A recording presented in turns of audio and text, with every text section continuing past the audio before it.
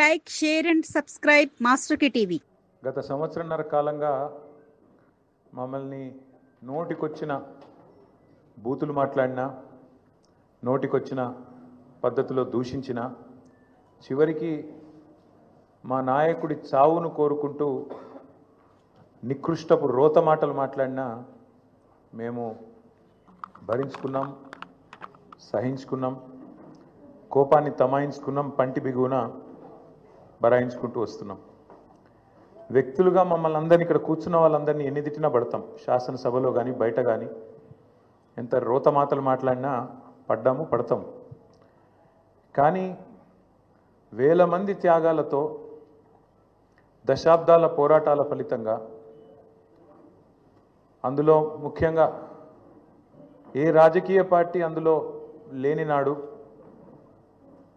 ఆనాడు టీఎన్జీఓలు ఆమోస్ గారి నేతృత్వంలో, ఇంకా అంతకంటే ముందు బుద్ధిజీవుల నేతృత్వంలో రాజకీయ నాయకులు కనీసం ఆనాడు మేలుకోకముందే మేలుకొని విద్యార్థులు, ఉద్యోగ సంఘాల నాయకులు పోరాటానికి శ్రీకారం చుట్టి అల్టిమేట్గా కేసీఆర్ గారి నాయకత్వంలో అమరుల త్యాగాల ఫలితంగా ప్రజల ఆశీర్వాదంతో సాధించిన తెలంగాణ రాష్ట్రాన్ని అవమానించే విధంగా, ఈ రాష్ట్ర భవిష్యత్తుకు ఒక శాపం పెట్టే విధంగా నిన్న ముఖ్యమంత్రి రేవంత్ రెడ్డి మాట్లాడిన దారుణమైన మాటలు ఏవైతున్నాయో అని చూసిన తర్వాత ఆరోగ్యం బాగాలేకపోయినా ఇంకోటి బాగాలేకపోయినా ఏదేమైనా సరే ఖచ్చితంగా నువ్వు పోవాల్సిందే, మాట్లాడాల్సిందే. పార్టీ తరఫున పార్టీగా మనం చెప్పాలి, మన వాదన పార్టీగా మనం చెప్పాలి తెలంగాణ ప్రజలకు కొన్ని వాస్తవాలు అని మా అధ్యక్షులు తెలంగాణ తొలి ముఖ్యమంత్రి కేసీఆర్ గారి ఆదేశం మేరకు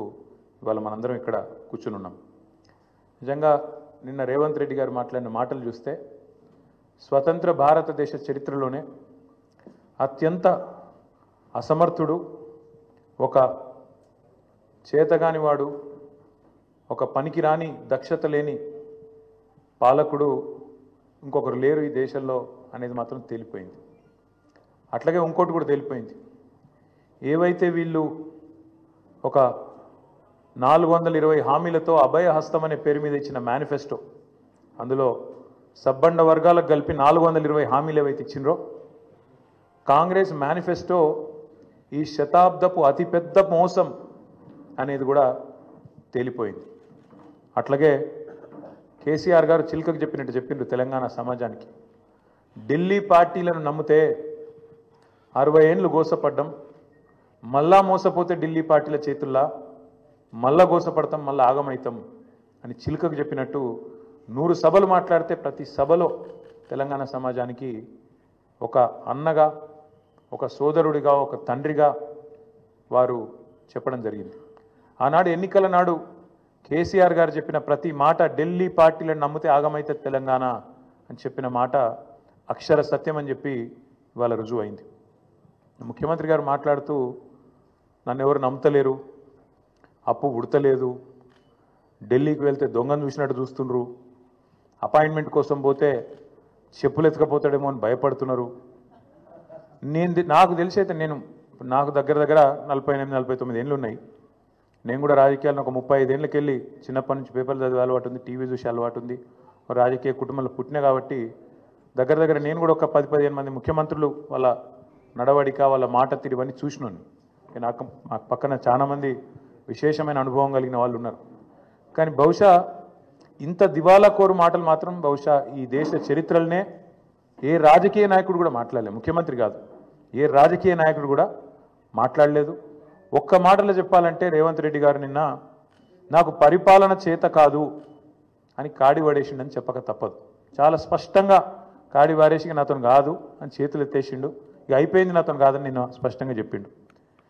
కానీ వారితో పాటు ఈ రాష్ట్ర ప్రజలకు కొన్ని వాస్తవాలు చెప్పాలి కాబట్టి, మా బాధ్యత కాబట్టి చెప్పాలనుకుంటా ఉన్నాం. ఎక్కడ పోయినా దొంగలాగా చూస్తున్నారో అంటున్నాడు ముఖ్యమంత్రి. మరి దొంగలెక్క కాకపోతే ఎట్లా చూస్తారు? దొంగలెక్కనే చూస్తారు. నోట్ల కట్టలతో దొరికిపోయిన దొంగను ఖచ్చితంగా దొంగనే అంటారు, దొంగనే చూస్తారు. ఒక విశ్వసనీయత లేని ఓటుకు నోటు దొంగను కాంగ్రెస్ అనే ఒక ఎర్రి పార్టీ గుడ్డిగా నమ్మి సీఎం చేసింది. కానీ ఖచ్చితంగా దేశంలో మిగతా వాళ్ళు మాత్రం నమ్ముతలేరు. మోసగాళ్లను దొంగలను దొంగలే అంటారు ముఖ్యమంత్రి గారు. ఖచ్చితంగా అది ఈ రోజు కాదు, చివరి రోజు దాకా కూడా నీ పరిస్థితి అదే ఉంటుంది, యాద పెట్టుకొని చెప్తున్నా. తప్పు చేసింది దొంగ చేతికి తాళాలు ఇచ్చి కాంగ్రెస్ పార్టీ రాహుల్ గాంధీ గారు. ఈరోజు మే 6, 2025 నేను మీ అందరు గుర్తు చేస్తున్నా, సరిగ్గా 3 సంవత్సరాల కిందట ఇదే రోజు మే 6, 2022 నాడు రాహుల్ గాంధీ గారు వరంగల్కి వచ్చినారు. రైతు డిక్లరేషన్ అనే పేరిట ఆ రోజు రాహుల్ గాంధీ గారు చెప్పిన మాటలు 2 లక్షల రుణమాఫీ చేస్తామని, అట్లాగే రైతు భరోసా 15,000కు పెంచుతామని, అట్లాగే కౌలు రైతులకు రైతు బంధు ఇస్తామని, అట్లాగే రైతు కూలీలకు న్యాయం చేస్తామని వ్యవసాయ డిక్లరేషన్లో చెప్పి 3 సంవత్సరాలు దాటింది రాహుల్ గాంధీ గారు. అందుకే నేను అంటున్నా, తప్పు చేసింది రాహుల్ గాంధీ, తప్పు చేసింది ఏఐసిసి. దొంగ చేతికి తాళం ఇచ్చి ఇవాళ తెలంగాణ చేతికి చిప్పవచ్చే పరిస్థితి చేసింది ఖచ్చితంగా ఆల్ ఇండియా కాంగ్రెస్ కమిటీ, ముఖ్యంగా దానికి బాధ్యుడు లీడర్ ఆఫ్ ఆపోజిషన్గా ఉన్న రాహుల్ గాంధీ గారు అని చెప్పి నేను చెప్తా ఉన్నాను. అట్లాగే ఇవాళ ఎందుకు ఈ మాటలు, ఎందుకు ఈ ఫ్రస్ట్రేషన్ అని చెప్పి ఇప్పుడు కొంతమంది మిత్రులు వారితో కలిసి మేము వస్తున్నప్పుడు ఇక్కడికి కమలాకర్ గారు, నేను మాట్లాడుకుంటూ వచ్చినాం, వెంకటరమణారెడ్డి గారు, అట్లాగే మా ప్రశాంత్ రెడ్డి గారు మాట్లాడుకుంటూ వస్తుంటే వారందరూ అన్నది మాట ఒకటే, అధికారంలోకి వస్తామని వాళ్ళు అనుకోలేదు, అడ్డగోలుగా హామీలు ఇచ్చిండ్రు, నోటికొచ్చిన చెత్తవాగుడంతా వాగినరు, ఎవరేం చెప్తుంది రాసుకుంటా వేయినరు మేనిఫెస్టో అనుకుంటా, ఇవాళ ఏం చేయాలనో తెలుస్తలేదు, వచ్చినాక మొత్తం నాశనం చేసిండ్రు. అట్లాంటి పరిస్థితి వచ్చింది కాబట్టి ఇవాళ కేవలం తప్పించుకోవడానికి, కేవలం ప్రజలను ఇక మాతో కాదు తప్పించుకోవడానికి మార్గాలు వెతుకుతూ, దొంగతనం చేసినాక దొంగ పారిపోయేటప్పుడు ఎట్లయితే మార్గాలు వెతుకుతాడో ఆ పద్ధతుల్లో రేవంత్ రెడ్డి గారు ఇవాళ మాట్లాడుతున్నట్టుగా ఆయన ఫ్రస్ట్రేషన్ చూస్తుంటే కనబడతా ఉన్నది. ఎన్ని మాటలు చెప్పిండండి మన రాష్ట్ర ప్రభుత్వ ఉద్యోగులకి, ఎన్ని హామీలు ఇచ్చిండు. అసలు ఉద్యోగుల గురించి, ఉద్యోగుల త్యాగాల గురించి, ఉద్యోగులు తెలంగాణ కోసం చేసిన పని గురించి రేవంత్ రెడ్డికి కనీసం ఇసుమంతన తెలుసా? అసలు ఆనాడు కేసీఆర్ గారు నిరాహార దీక్షకు పోయిందే ఉద్యోగ గర్జన సభ నుంచి.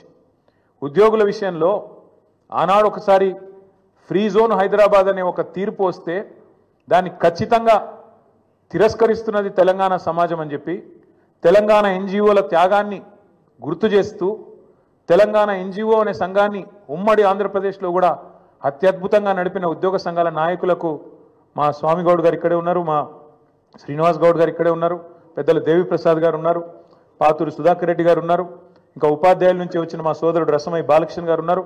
ఇట్లా ఎంతోమంది ఆనాడు ఉద్యమంలో కదం దొక్కితే వారి త్యాగ స్ఫూర్తితో అల్టిమేట్గా తెలంగాణ వచ్చింది. కాబట్టే కేసీఆర్ గారు దేశంలో ఎక్కడ లేనట్టు కేంద్ర ప్రభుత్వ ఉద్యోగుల కంటే ఎక్కువ ఉండాలి మన తెలంగాణ ఉద్యోగుల జీతాలని చెప్పి 73% ఫిట్మెంట్ ఇచ్చిండు. ఒక స్పెషల్ ఇంక్రిమెంట్ ఇచ్చిండు, తెలంగాణ ఇంక్రిమెంట్. ఎందుకు? ఒకటే కారణం, ఉద్యోగులు వేరు మేము వేరు కాదు, ఉద్యోగులే ఉద్యమకారులై కదం దొక్కిండ్రు, ఉద్యోగులే అత్యద్భుతంగా ఆనాడు పెన్ డౌన్ చేసిన సకల జనుల సమ్మెలో తమ ఉద్యోగాలు పోతాయనే ఇబ్బంది కూడా లేకుండా, ఆలోచన కూడా లేకుండా తెలంగాణ కోసం కొట్లాడిన ఆ సోదరుల్ని ఇవాళ అవమానించడం అంటే, వాళ్లకు మిగతా రాష్ట్రంలోని ప్రజలకు చిచ్చుపెట్టే ప్రయత్నం చేయడం అంటే, ఇది ఒక ఉద్యమ ద్రోహి అయిన రేవంత్ రెడ్డి మాత్రమే చేయగలుగుతాడు తప్ప ఇంకోటి చేయలేడు. ఎందుకంటే ఆయనకు అవగాహన లేదు. ఉద్యమంలో ఆనాడు భుజం భుజం కలిసి మాతో నడిచిన ఉద్యోగులను మేము కడుపులో పెట్టుకొని చూసుకున్నాం. ఎందుకంటే వాళ్ళది మాకు పేగు బంధం.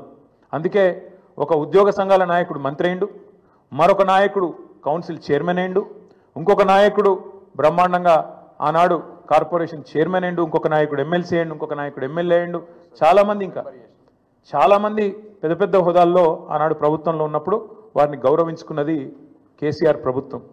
ఇవాళ ఉద్యోగులు అడుగుతున్నది ఏంది? మీరు చెప్పిందే కదా, మీరే చెప్పిండ్రు. ఇక పేజ్ నెంబర్ 28 మేనిఫెస్టో, టీఎస్ఆర్టీసీ సిబ్బంది సంక్షేమం, ఆర్టీసీ కార్మికులను ప్రభుత్వంలో విలీన ప్రక్రియ పూర్తి చేసి 2 పీఆర్సీ బకాయిలు వెంటనే చెల్లిస్తాం, వచ్చే పీఆర్సీలో ఆర్టీసీ కార్మికులను చేరుస్తాం, రాష్ట్ర ప్రభుత్వ ఉద్యోగులతో సమానంగా అన్ని వసతులు సదుపాయాలు కల్పిస్తాం, ఆర్టీసీ బస్సులకి ఏందో చెప్పింది. ఇక ఇది ఆర్టీసీ కార్మికుల గురించి మీరు చెప్పిన మాట. ఇక ప్రభుత్వ ఉద్యోగుల గురించి మీరు చెప్పిన మాటలేంది? సంక్షేమం గురించి మీరే చెప్పినారు. రాష్ట్ర ప్రభుత్వ ఉద్యోగులందరికీ పెండింగ్లో ఉన్న 3 డిఏలు తక్షణమే చెల్లిస్తాం, రాష్ట్ర వ్యాప్తంగా ఉన్న ఉద్యోగ ఉపాధ్యాయులకు 1 తారీఖున వేతనాలు అందే విధంగా చర్య తీసుకుంటాం, సప్లిమెంటరీ బిల్లులు 15 రోజులు చెల్లిస్తాం, సిపిఎస్ విధానాన్ని రద్దు చేసి ఓపీఎస్ తెస్తాం, పెన్షనర్లకు ఉద్యోగులకు ఇచ్చే డిఏలను సకాలంలో ప్రకటించి బకాయిలను వెంటనే ఇస్తాం. 317 రద్దు చేస్తాం. కాంగ్రెస్ ప్రభుత్వం ఏర్పాటైన వెంటనే కొత్త పీఆర్సీ ప్రకటించి 6 నెలలలోపు సిఫార్సులు అమలు చేస్తాం. కాంట్రిబ్యూషన్తో పాటు అన్ని రకాల జబ్బులు అని చెప్పి ఇంకేందేందో రకరకాల మాయమాటలు వారి కోసం చెప్పిండ్రు. ఏం అడుగుతుండ్రు ఇవాళ ఉద్యోగులు? మీరు చెప్పిందే అడుగుతుండ్రు కదా. గొంతమ్మ కోరికలు ఏమైనా కోరినరా? పీఆర్సీ వేస్తామన్నారు, ఏది అని అడుగుతుండ్రు. డిఏలు ఏవి అని అడుగుతున్నారు. కానీ ఇవాళ మీరు మాట్లాడే మాట ప్రజల ముందు ఉద్యోగులను విలన్లుగా చిత్రీకరించే ఒక చిల్లర కుట్ర ఏదైతే స్వయంగా ముఖ్యమంత్రి గారు చేస్తున్నారో వారిని వాళ్ళ తెలంగాణ ఉద్యోగుల తరపున మేము అడుగుతున్నాం. భారత రాష్ట్ర సమితిగా అందాల పోటీలకు 250 కోట్లు ఉన్నాయి, కానీ పెన్షన్ రిటైర్ అయిన వాళ్ళకు మీకు పెన్షన్ ఇస్తుంది, కానీ రిటైర్ అయిన వాళ్ళకు రిటైర్మెంట్ బెనిఫిట్స్ ఇస్తుంది, కానీ పైసలు లేవా? ఇదేనా నీ ప్రభుత్వం? ఇదేనా నీ ప్రాధాన్యత? నన్ను కోసుకొని తింటారా అంటుండు ముఖ్యమంత్రి. నన్ను కోసుకొని వండుకొని తింటారా? ఇదొక ముఖ్యమంత్రి ప్రభుత్వ ఉద్యోగులను ఉద్దేశించి మాట్లాడిన మాట. అయ్యా ముఖ్యమంత్రి గారు, నిన్ను కోసుక తినేంత పిచ్చోడెవడు లేడు. నువ్వే నీ తలమాసిన విధానాలతో రాష్ట్రాన్ని కాల్చుక తింటున్నావు. రాష్ట్రాన్ని సంవత్సరంన్నర రాచి రంపాన పెడుతున్నావు నువ్వు. ఇది వాస్తవం. ఇలా ప్రజలు, రాష్ట్ర ప్రజలు ఒక మౌలికమైన ప్రశ్న అడుగుతున్నారు. కేసీఆర్ ఉన్నప్పుడు కరెంట్ ఎందుకు మంచిగా ఉండే, ఇప్పుడు మంచిగా ఎందుకు లేదు? కేసీఆర్ ఉన్నప్పుడు మంచినీళ్ళు ఎందుకు మంచిగా వస్తుండే, ఇప్పుడు ఎందుకు వస్తలేవు? ఎండాకాలం రాగానే మళ్ళీ ఆగం ఎందుకు అవుతుంది? మళ్ళీ బిందెలు పట్టుకొని రోడ్డు మీదకి ఎందుకు పోవాలి? కేసీఆర్ ఉన్నప్పుడు రైతు బంధు పడుతుండే, ఇప్పుడు ఎందుకు పడతలేదు? కేసీఆర్ ఉన్నప్పుడు టైంకు పెన్షన్లు వస్తుండే, ఇప్పుడు 2 నెలలు ఎందుకు ఎగ్గొడుతుండు? కేసీఆర్ ఉన్నప్పుడు చెప్పిన ప్రతి పని చేస్తుండే, ఇప్పుడు ఎందుకు చేయలేకపోతున్నాడు? కేసీఆర్ ఉన్నప్పుడు రాష్ట్రం రయ్యమని పురోగమనంలో ముంగటిపోయింది, ఇప్పుడు ఎందుకు తిరోగమనంలో పోతుంది, ఎందుకు వెనకపోతుంది అని అడుగుతున్నారు. సమాధానం ఉందా నీ కాడ? ఎందుకు అంటే నీకు చేతనైతలేదు, నీ కాంగ్రెస్ పార్టీకి చేతనైతలేదు. కేసీఆర్ ఉన్నప్పుడు బీఆర్ఎస్ పాలనలో రాష్ట్రం దేశానికి రోల్ మోడల్ అవుతుంది, ఎట్లా కాంగ్రెస్ పాలనలో దివాలా ఎందుకు తీస్తున్నది? కారణం ఒకటే, ఇది నాయకత్వ లోపం. మీ కాంగ్రెస్ పార్టీ పెట్టిన శాపం తెలంగాణకు. మార్పు పేరుతో మీరు చేసిన దుర్మార్గం ఇది. అందుకే మేమనేది, ఏ ముఖ్యమంత్రి కూడా భారతదేశ చరిత్రలో ఈ 78 ఏళ్లలో తాను పరిపాలిస్తున్న రాష్ట్రానికి నీ శాపాలు పెట్టినోడైతే వాడు లేడు. ఎయిడ్స్ పేషెంట్ అంటివి, క్యాన్సర్ పేషెంట్ అంటివి, ఆఖరికి నిన్న దివాలా తీసింది మనకు అప్పు ఉడతలేదు అని చెప్పి అట్లా మాట్లాడుతీవి. అందుకే నీ దివాలా కోరు మాటలు, నీ ఇంటలెక్చువల్ బ్యాంక్రప్సీ, నీ ప్రభుత్వం యొక్క దివాలా కోరు విధానాలే వాళ్ళ రాష్ట్రం పాలిట శాపాలుగా మారినాయి. సీఎం అనేటోడు ఒక తండ్రి లాంటోడు.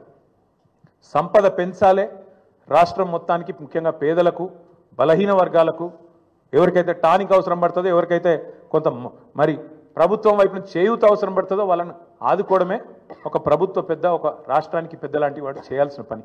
కానీ నువ్వేం చేస్తున్నావు? దివాలా తీసిపోయినాం, దరిద్రంలో ఉన్నాం, కొట్టుకపోతున్నాం, పోతున్నాం. అందుకే కొన్ని వాస్తవాలు ప్రజలకు చెప్పాలి. వాస్తవాలు ఏంటి? ఏ రాష్ట్రానికైనా, ఏ ప్రభుత్వానికైనా ఆస్తులు, అప్పులు వారసత్వంగా వస్తాయి. ఇప్పుడు మేము 2014లో ప్రజల దయతో, ప్రజల ఆశీర్వాదంతో ఆనాడు కేసీఆర్ గారు ముఖ్యమంత్రి అయినారు. ముఖ్యమంత్రి అయినప్పుడు కేసీఆర్ గారికి మాత్రం వీళ్ళు కాంగ్రెస్ వాళ్ళు మాకు అప్పచెప్పినప్పుడు రూపాయి అప్పు లేకుండా, రూపాయి ఆస్తి లేకుండా ఇచ్చిండ్రా? అప్పులు ఇచ్చిండ్రు, ఆస్తులు కూడా ఇచ్చిండ్రు. అప్పులు ఇచ్చినారు, ఆస్తులు కూడా ఇచ్చినారు. ఆ రోజు 2014 లెక్క తీసుకుంటే, 2014 లెక్క తీసుకుంటే ఇది ప్రభుత్వం యొక్క లెక్క, నా లెక్క కాదు, ప్రభుత్వం యొక్క లెక్క. 2014లో మొత్తం రాష్ట్రం యొక్క ఆదాయం సంవత్సరానికి మొత్తం రెవెన్యూ రిసీట్స్ తీసుకుంటే 51,000 కోట్లు, అంటే నెలకు 4,215 కోట్లు. మేము దిగిపోయిన నాడు రాష్ట్రం యొక్క ఆదాయం టోటల్ రెవెన్యూ రిసీట్స్ 2,16,567 కోట్లు. అంటే మేము దిగిపోయేటప్పుడు నెలకు 18,000 కోట్లు. మరి కేసీఆర్ గద్దెనెక్కినాడు నెలకు 4,215 కోట్లు, 253 కోట్లు. కేసీఆర్ గద్దె దిగిపోయినాడు నెలకు 18,000 చిల్లర కోట్లు. మరి పెరగలేదా? రాష్ట్రం యొక్క ఆదాయం పెరగలేదా? మేము పెరిగిన ఆదాయంతో కూడిన రాష్ట్రాన్ని నీకు ఇయ్యలేదా? ఇది వాస్తవం కాదా? 2014-15లో ఆనాడు కేసీఆర్ గారు ముఖ్యమంత్రి అయిన రాజు, మీరు కాంగ్రెస్ వాళ్ళు మాకు ఇచ్చినప్పుడు రాష్ట్రం యొక్క సర్ప్లస్ ఎంత అంటే 369 కోట్లు. రెవెన్యూ సర్ప్లస్ ఆనాడు 369 కోట్లు. మేము దిగిపోయినాడు 2023-24లో మీకు అప్పచెప్పినాడు మళ్ళీ 4,882 కోట్లు. మీరు ఇచ్చినాడు 369 కోట్లు ఉంటే మిగులు, మేము ఇచ్చినాడు మళ్ళీ వాపస్ మీకు 4,882 కోట్లు. దీని సోర్సు ఇది సిఏజీ లెక్క, నా లెక్క కాదు, బీఆర్ఎస్ పార్టీ లెక్క కాదు, కాకి లెక్క కాదు, కాగు లెక్క. అట్లే అప్పులు తీసుకుంటే, అప్పుల గురించి కూడా చెప్తా. మళ్ళా అప్పులు తీసుకున్నా ఆ రోజుకి ఈ రోజుకి మొత్తం లెక్క వివరంగా చెప్తా. అట్లే ఇంకా ఎంత కడుతున్నారు, మిత్తి ఎంత కడుతున్నారు, ఏదెంత కడుతున్నారు, ఇవన్నీ ఒక్క నిమిషం మర్చిపోతే వాస్తవం ఏంటంటే ఇది నేను 2020లో బయట పెట్టిన లెక్క. 2020లో ఆనాడు మంత్రిగా నేను తెలంగాణ అనే ఒక రాష్ట్రం భారతదేశాన్ని సాదుతున్న రాష్ట్రాల్లో ఒకటి, జాతి నిర్మాణానికి దోహదపడుతున్న రాష్ట్రాల్లో ఒకటి. మన రాష్ట్రం నుంచి మనం గత 6 ఏళ్లలో 2014 నుంచి 2020 నవంబర్ 1 నాడు పెట్టిన ట్వీట్ ఇది. 2,72,926 కోట్లు, అంటే దాదాపు 2,73,000 కోట్లు పన్నుల రూపంలో తెలంగాణ నుంచి మనం కేంద్రానికి కడితే, కేంద్రం నుంచి మనకు వచ్చింది కేవలం 1,40,000 కోట్లు అని చెప్పి లెక్కలతో సహా అధికారికంగా ఒక మంత్రిగా ఆ రోజు నేను పెట్టిన లెక్క ఇది బయటికి. అంటే దేశాన్ని సాదుతున్న రాష్ట్రాల్లో, దేశంలో ఉండే ఇతర వెనుకబడ్డ ప్రాంతాలకు మరి ఇతోధికంగా సహాయం చేస్తున్న రాష్ట్రాల్లో తెలంగాణ ఒకటి అని చెప్పడానికి ఈ లెక్క చెప్తా ఉన్నా. గవర్నమెంట్ అనేది ఒక కంటిన్యూస్ ఇన్స్టిట్యూషన్. ఇంతకుముందు కిరణ్ కుమార్ రెడ్డి గారి నుంచి కేసీఆర్ గారు ముఖ్యమంత్రి అయినారు, ఆ తర్వాత ఇప్పుడు రేవంత్ రెడ్డి గారు అయినారు, రేపు ఇంకెవరో అవుతారు. అట్లే గవర్నమెంట్ ఒకరి నుంచి ఒకరికి అధికారం బదలాయింపు జరిగినప్పుడు ఖచ్చితంగా ఆస్తులు వస్తాయి, అప్పులు వస్తాయి, కంటిన్యూస్ ప్రాసెస్. కాబట్టి ఇవన్నీ కూడా సహజంగా జరగాల్సిందే. కానీ ప్రతి ప్రభుత్వం కూడా ఉన్న ఆస్తులు ఎంత, అప్పులు ఎంత, మన వనరులు ఎంత, మన పరిస్థితి ఏంది, మన ఎట్లా సంపద సృష్టించవచ్చు, ఏం చేయొచ్చు, మన విజన్ ఏంది ఆలోచించుకొని నిర్మాణాత్మక చర్యలు కార్యక్రమాలు తీసుకొని ముంగటికి పోతుంది. కాంగ్రెస్ ప్రభుత్వం కూడా అట్లే చేస్తుందని మేము ఆశించినాం, ప్రజలు కూడా ఆశించినారు. ఇవాళ ఎంత దుర్మార్గం అండి, ఇష్టం వచ్చిన లెక్కలు చెప్తారు. ఎంత అన్యాయం అంటే శ్వేతపత్రం అని మొదలుపెట్టినారు. అధికారంలోకి వచ్చిన మొదటి 2 వారాల్లోనే శ్వేతపత్రం అని అబద్ధాల జాతర మొదలుపెట్టినారు. మొదలుపెట్టుడు 6 లక్షల కోట్ల అప్పయిందని మొదలు పెడతాడు. ఇవాళ ముఖ్యమంత్రి గారు మరి ఎన్నిసార్లు మారుస్తారో ఆ అంకె కూడా మాకు కూడా అర్థమవుతలేదు. మొదలుపెట్టినప్పుడు డిసెంబర్ 2023లో 6 లక్షల చిల్లర కోట్ల అప్పు అని చెప్పిండు, కేసీఆర్ గారు చేసింది. ఇవాళ చెప్తున్నాడు నిన్న 8,29,000 కోట్లట. ఈ సంఖ్య రోజు రోజుకు మారుతూనే ఉంటుందా? సర్కార్ నడుపుతుండ్రా, సర్కస్ నడుపుతుండ్రా, ఏం నడుపుతున్నారు మీరు? Please like, share and subscribe master కి టీవీ.